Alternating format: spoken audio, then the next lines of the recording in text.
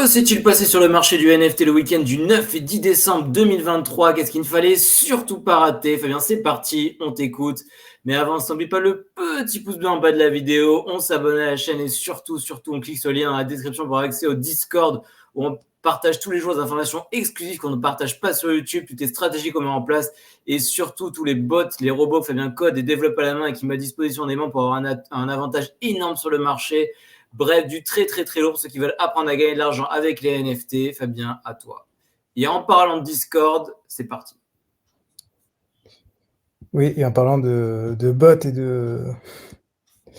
En parlant de bots mis à disposition, il y a eu, c'était la semaine dernière, donc c'était la semaine d'avant, il y a eu le mint des Wank, qui était un énorme mint sur DRC20, et qui a fini, voilà, ça a légèrement chuté, mais qui a fini à 2 millions de market cap. 2 millions de market cap, il fallait en minter beaucoup, parce que c'était... alors, attendez. Quand on va sur drc20.org, c'est mieux foutu pour ça. On regarde Wank. Voilà, ici on a les infos. Voilà, donc il y avait en limite par mint, alors c'est super chiant, c'est illisible à chaque fois quand il y a autant de zéros. Il y avait une limite par mint de 1 milliard et il y avait... Il y avait beaucoup de mints. Ici on a 1 milliard, donc il y avait 4 200 000 mints, je crois, un truc comme ça. Non, 4 millions de milliards. Ouais, donc 4 200 000 mints. Ah, parce que c'est la mint par mint. Ouais, c'est ça, c'est ça. Donc voilà, il y avait 4 200 000 mints. Qu'est-ce qui se passe dans ces cas-là? Vous avez 4 200 000 mints, c'est monstrueux. Que font les gens normaux? Ils vont acheter... Enfin, que font les gens normaux? Qu'est-ce que vous faites? Vous qui n'êtes pas dans le Discord d'ailleurs aussi, vous allez acheter sur drc-20.org et payer un petit 2 Doge de frais par mint. Et oui, puisque vous êtes là, vous mettez votre tic aux toilettes et 2 Doge. Si vous êtes pressé, vous allez sur Doggy Market et vous payez 10 Doge de frais par mint. Qu'ont fait les collègues du Discord? Regardez. Alors, il a fait mieux que moi, il a fait beaucoup mieux que moi pour le coup. Le texte est un peu caché parce que j'ai pas mis son pseudo. Pour des raisons de confidentialité évidentes. Voilà, pour des raisons de confidentialité évidente. J'ai réussi à mint 0,05% de la supply, soit 21 000 mints. 21 000, hein. C'est juste monstrueux pour 260 $. Et donc voilà, au cours actuel, on est à plus de 10 000 $ de gain. Vous avez un multiple de 270 000. Bah, attends, je vais faire les calculs, ce sera plus. Fois 10, fois 25, un peu moins de fois 25. Attends. C'est pas compliqué, 260 fois 4. Ah non, bah ça fait fois 40 plutôt. Bon, tu fais 10 000 divisé par 260. 38. Ça fait fois 38. Fois 38, voilà. En une semaine, fois 38. Beau succès de ce collègue du Discord. Ouais. Très beau succès. Très beau succès. Et voilà ce qui se passe quand vous arrivez à faire des choses comme quand vous savez comment mint et ce que les autres ne savent pas faire en fait. Parce qu'en fait, du coup, Ici, il y avait 2 choses importantes. Il y avait le fait que j'ai parlé de ce mint extrêmement tôt, largement avant les autres, en l'occurrence une demi-journée avant l'ensemble du reste du Twitter, ce qui est beaucoup pour un mint pareil, parce que du coup, après, il y a congestion du réseau et tout ça, et donc c'est énorme une demi-journée avant. Et en plus de ça, le fait de savoir minter sur Node, c'est juste un avantage monstrueux. Parce qu'il a indiqué le collègue, non? Il y a un petit mot là-dessus. Ouais, compétences en programmation. Bah, grâce au bot Doge. On s'arrêtera là. Pour ceux qui savent ce qu'est le bot Doge, vous cliquez sur le lien dans la description pour avoir accès au Discord. Exactement. Je suis très lourd. Je suis très lourd. Particulièrement avec tous ces trucs-là, c'est monstrueux. Même des trucs avec tout petit market cap, ça fait des merveilles. J'avais minté à l'époque du pause, des pattes, comme on dit, des pattes de yinche. 100 000 de market cap, c'était monté à 150 000 quand j'ai vendu, ben, ne serait-ce que 150 000 de market cap, quand j'ai vendu, j'ai pris 300 ou 400 $, un truc comme ça, alors que j'ai minté pour 2 $. C'est un beau multiple. Voilà, c'est monstrueux. Même si c'est des market cap qui sont faibles, en fait, c'est là l'avantage. Parce qu'en fait, du coup, tu diminues tellement tes coûts que ta marge augmente, ce qui fait que ça devient intéressant même avec des marges réduites, parce que la marge est explosive. En fait, normalement, quand on est sur BRC20 et j'ai fait une vidéo d'ailleurs en plus là-dessus, et qu'on explique le market cap d'entrée et de sortie, tu sais, quand tu mintes tout, ça te fait un market cap global. Ok. Tu te souviens de cette vidéo? Ouais. Voilà, bah ici, tu considères que sur un mint standard de 21 000, ton market cap à l'entrée, il est de même pas 100 ou 200 $. Donc même si tu as un market cap à la sortie qui est de 1 000 $ ou 2 000 $, tu es déjà en x20. Ouais, c'est énorme. C'est ça la différence. C'est là que c'est monstrueux, en fait. Pour reprendre une analogie qu'on a coutume d'évoquer, c'est mieux que l'immobilier. Ouais, c'est mieux qu'immobilier, ouais, largement. Ouais. Donc voilà, en plus de ça, bon, le Doggy a fait un petit dip ce week-end, mais finalement ça va, tout va bien, il est remonté de 59, de 38 là. Magnifique. Il va bien, il continue, il va tous the moon. Continue sa ascension vers la moon, tranquillement. Ouais. En plus, il y a son collègue côté Bitcoin, le SAT, qui vient de se faire lister sur Binance. Donc tout va bien. Il s'est fait lister sur Binance. Certains ont pu en profiter, faire des jolis pourcentages uniquement sur la première seconde du listing. Encore une fois, avec des bots incroyables. Voilà. Ensuite, il y a des nouveaux protocoles. Ça va dédier, ça, il va y avoir une vidéo dédiée là-dessus. Il y a le protocole CBRC20 qui est sorti. Que se passe-t-il en ce moment? La semaine dernière, j'avais évoqué le fait qu'il y avait une bataille forte entre ce mec-là.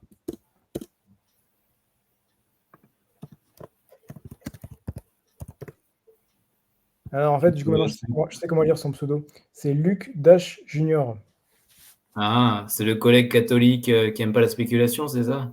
Voilà, le collègue catholique qui n'aime pas la spéculation fait que, au final, ça inquiète quand même assez grandement le milieu des ordinaux et donc le milieu des BRC20, puisque il a quand même du pouvoir, le collègue, et que même si les chances que ça passe sont faibles, ça inquiète quand même. Bah, tu veux dire quoi? Que quoi? Passe rappel pour ceux qui n'ont pas vu la vidéo précédente. Les chances que il y a une mise à jour, en fait, ils veulent faire une mise à jour sur Bitcoin qui va interdire de passer des transactions qui sont supérieures à un certain volume de données. Et Ok. sauf qu'une transaction supérieure à un certain volume de données, ça veut dire au final des ordinaux, puisque les ordinaux sont supérieurs à un certain volume de données. Ok. Donc du coup, les ordinaux sont à risque. Qu'est-ce qui se passe quand les ordinaux sont à risque? Il y a deux choses qui vont émerger. Il y a les SRC20 qui montent très bien, notamment Stamps, qui est passé à 50 millions de market cap, je crois, un truc comme ça. Vous avez même d'ailleurs un projet incroyable, Frida, SRC20. Frida, comme Frida Kahlo? Ouais, fait par certains membres connus, ils se reconnaîtront. Et donc il y a eux qui marchent bien en ce moment parce que du coup, ils sont pas attaquables par rapport au fait que sur la mise à jour de Luc. Et il y a du coup un nouveau modèle de BRC20 qui a été mis en place qui s'appelle le CBRC20, qui utilise la nouvelle mise à jour sur Ordinals, donc la 0.10, puisqu'avant on était sur la 0.9. Je ferai une vidéo dédiée là-dessus, mais dans tous les cas, c'est beaucoup plus petit. Vous gagnez pas tant que ça en vrai. Hein. Vous gagnez 30-40% de place en moins. Donc ça coûte 30 à 40% moins cher, mais bon, ça reste quand même cher au final. Voilà, et par contre, ça, c'est à l'intérieur même d'une inscription, donc du coup, il y a beaucoup moins de chances que ce soit dégagé par la mise à jour de Luc, si elle arrive. Ok. Donc, voilà. Donc nouveau gros événement, ça s'est sold out en même pas 2 heures, c'est parti très très vite. Mais surtout, nouveau potentiel de profit à venir pour les membres du Discord, c'est ça? Ouais, bah pour le coup, celui-là, je n'ai pas réussi à l'avoir. Je pensais que je l'avais eu, j'ai regardé, après ils ont sorti les résultats. J'ai vu que j'étais sur le dernier bloc. Je me suis dit, oh, bon, finalement, j'ai réussi à en avoir un. Puis après, ils ont fait une mise à jour des résultats et j'ai été dégagé. C'est des choses qui arrivent, hein. C'est aussi ça. On ne réussit pas à tous les coups, mais bon, le truc, c'est que quand on réussit sur des gros coups, donc c'est ça qui est important. Ouais, voilà, bah, pour le coup, c'est pour montrer que ça ne marche pas à tous les coups. Bon, j'ai perdu 5$, c'était pas très grave, mais bon. Fabien, il a l'air robot comme ça, parfois c'est un humain. T'as perdu combien? 5$? Bah ça va, tu t'en remets. Ouais, mais j'ai surtout perdu le fait que tu sais, je l'ai vu et puis je me suis dit, putain, j'arrive tard, fait chier. T'as surtout accumulé de la frustration, c'est ça? Ouais, surtout ça. Donc voilà, je pense qu'on va en entendre parler pas mal. Ça a l'air intéressant, ça marche pas mal, donc ça résout pas totalement le problème. Et c'est pas aussi bien que du DRC20 où il y a des multiples monstrueux. Ça paraît un peu plus fade maintenant, mais bon, ça reste quand même pas mal.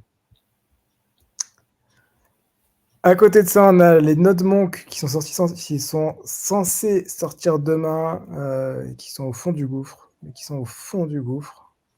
Ils étaient ultra hypés il y a 2 semaines de ça. Après, ils ont commencé en disant on est un free mint. Ouais, les mecs se sont dit oh putain, un free mint et tout, incroyable. Après, ils ont dit en fait, on est un free mint, mais on accepte des donations. Ok, bon, pas ouf, mais bon, soit.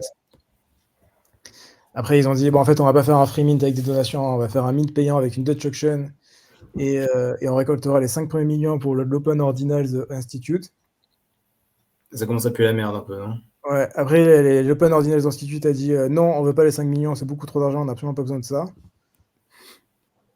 Donc ils ont dit ok, bon ben on va faire une Dutch auction et puis finalement on va peut-être pas donner d'argent à la charité, peut-être un peu, mais on sait pas. Et maintenant ils se plaignent parce qu'ils se font bloquer de tous les gros influenceurs Bitcoin les ont bloqués et ils se plaignent en disant ouais, on n'est plus invités, c'est pas normal.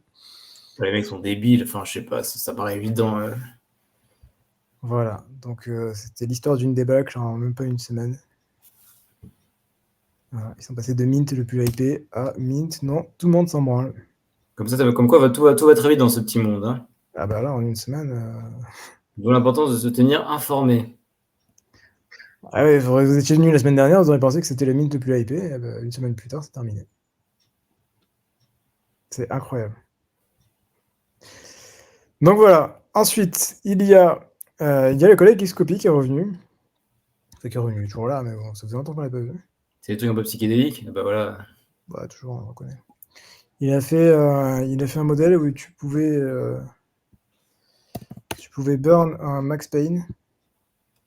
On avait un à une époque, on en avait plusieurs, même, je crois. On en avait un revendu, on en a eu un autre, un revendu, on en a encore eu un autre, un revendu. J'ai acheté beaucoup et revendu beaucoup d'art. Notamment beaucoup de Max Surtout ce truc-là, je me rappelle, ça tournait partout dans les mails à l'époque. Payne. Ouais, Max Payne, j'ai bien aimé. Ouais. J'en ai fait pas mal. Donc voilà, il y avait lui. Il fallait burn un Max Payne, ajouter 0,1 Ether, et vous pouviez avoir ce truc-là. Le Max Payne, ça coûte combien? Bah, du coup, hier, ça a augmenté, je crois, mais ça a du pump suite à ce truc-là. Ouais, voilà. Là, ça a pump quand ça va, et après, ça a redescendu, évidemment. Et alors, ça a combien le dernier truc de ce collègue là?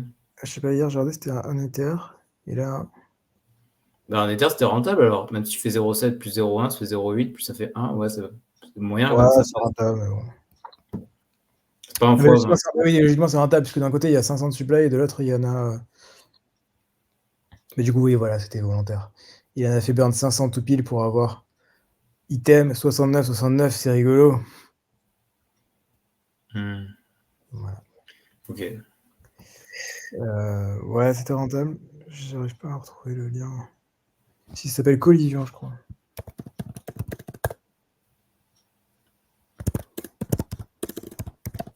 Il Xcopy peut-être.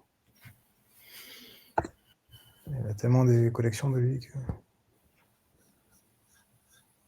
Crifter, ça vaut toujours autant une fortune, c'est incroyable. 10 Ether. Ah ouais, c'est monstrueux. Bon, j'ai vu le lien hier, mais là, je le vois plus. Bon, je fais la suite et je regarderai. Ça m'intrigue quand même, j'ai envie de savoir. 30 secondes, je vais ranger vite fait. Tu trouves?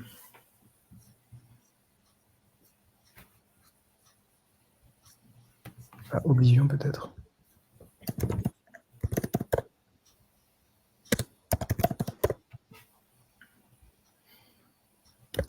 Putain, OpenSea a toujours pas. C'est pas amélioré sur la barre de C'est la recherche? Ah ouais, bon, ben laisse tomber, tant pis. Ouais, c'est pas grave, vas-y. Il y a également Proof qui apparemment est encore présent. Ils existent vite fait. Ils C'est quoi, vivotent. Proof? Tu peux rappeler? Même moi, j'ai oublié ce que c'était. Proof, c'était Moonbirds. Ah oui, exact. Ouais. Ça vivote, Proof. Hein. Ça existe plus vraiment. Voilà, ils font les Grails, tu sais, ils aimaient bien faire ça. Là. Avec les collections avec des artistes un peu connus. Avant, c'était un truc de ouf. Avant, c'était considéré comme un truc incroyable. Ah oui, je me rappelle Donc, ça. C'était très premium. ouais, et encore une fois, en termes de stats, cette semaine est assez exceptionnelle. Si on va sur CryptoSlam, qu'est-ce qu'on voit cette semaine? On voit que Ether est passé derrière Bitcoin. Bon, ça, on le savait déjà plus ou moins. Mais est également passé derrière Solana. Ah non, là, ils sont passés au-dessus. En termes de quoi? En termes de volume sur les NFT. Ah, de volume sur les NFT, ok. Là, non, là Ether est repassé à nouveau dessus. Mais même Solana passe devant Ether. C'est assez incroyable. Bon, Bitcoin, évidemment. C'est un peu la chute d'un géant. Alors, c'est pas vraiment à la chute parce qu'il y a toujours toutes les grosses collections, enfin toutes les grosses entreprises, tous les gros mints restent là-dessus. Ils sont toujours présents. Mais clairement, ouais, ça a quand même pas mal changé. Voilà, là, il y a Poglin. Poglin, a priori, c'est un gros truc. Il y a Sugar Town qui marche plutôt pas mal. Il y a quelques trucs qui montent bien, qui marchent bien encore, mais bon. C'est pas comme avant où il y avait vraiment Ether et le reste. Maintenant, c'est un peu plus diversifié. J'ai vu que Avax marchait très bien en ce moment, Solana marche très bien, Dogecoin marche très bien. Donc, c'est un peu plus multi-blockchain plutôt que mono, voire bi-blockchain. Ouais, c'est ça. Après, c'est sympathique parce que moi, ça me permet d'aller chercher des trucs. Avant, ce qui était bien sur Ether, c'est que les frais ils sont démentiels, donc on va pas pouvoir. L'expertise technique sur Ether, elle va pas se retrouver là. L'expertise technique sur Ether, elle va se retrouver sur les whitelists. C'est comment je vais faire pour exploiter mes whitelists, comment je vais faire pour travailler dessus, comment je vais faire pour avoir mes Discord pour pouvoir passer pour 50 000 membres en même temps. L'expertise, elle était en amont, en fait. Aujourd'hui, il y a beaucoup moins de whitelists. Donc, au final, pourquoi pas aller chercher des blockchains sur lesquels il y a moins de frais, donc du coup, rebalancer de l'expertise technique. Ok. Voilà, donc c'est un peu ça qui se passe. Voilà. Ok. T'as fini? On va des questions des collègues? Ouais. Salut Xuma. Solana a fait une remontada incroyable. Ils étaient à 9-10 $ l'année dernière. Ouais, maintenant ils sont à 70. Aberrant, frérot. Incroyable. Ouais, parce que les gens ont associé, à juste titre, Solana avec SBF. Pourquoi juste titre avec SBF? C'est quoi le lien? Bah, c'était la crypto de FTX. Ah bon, je savais pas ça. C'est la crypto C'est FTX, là? c'est Sam Bankman-Fried qui a lancé Solana. Ah, je savais pas ça. C'est lui qui a lancé Solana. En fait, le concept de Solana est très simple. C'est que ce soit beaucoup plus user-friendly que n'importe quelle blockchain, que les frais soient beaucoup moins élevés et que ce soit très rapide. Et alors, ça a répondu à la promesse? Ouais, ça répond à la promesse. Et du coup, l'inconvénient de ça, c'est que c'est beaucoup plus centralisé. C'est-à-dire que à l'époque, c'est incroyable, ils arrêtaient Solana, donc ils le coupaient complètement. Et donc, du coup, pendant ce temps-là, ça permettait à SBF de faire des shorts. Donc, il lançait des shorts sur sa blockchain, il coupait la blockchain, il prenait de la thune avec ses shorts, et après, il la relançait. SBF n'est pas un exemple d'éthique dans le travail. Hein. Voilà, donc du coup, forcément, quand tu vois ça, tu te dis, bon, est-ce que tu as vraiment envie de faire confiance à Solana, qui est une blockchain centralisée, détenue par un mec qui n'est pas fiable? Pas fiable, c'est un doux euphémisme. Hein. Voilà, c'est un doux euphémisme. Donc c'était un peu le problème. Et donc c'est pour ça que quand c'était à 9-10 $, il n'y avait pas grand monde qui se disait je vais acheter du Solana, parce que forcément. Il y a un nouveau collègue, Trérec, je connais pas ce collègue.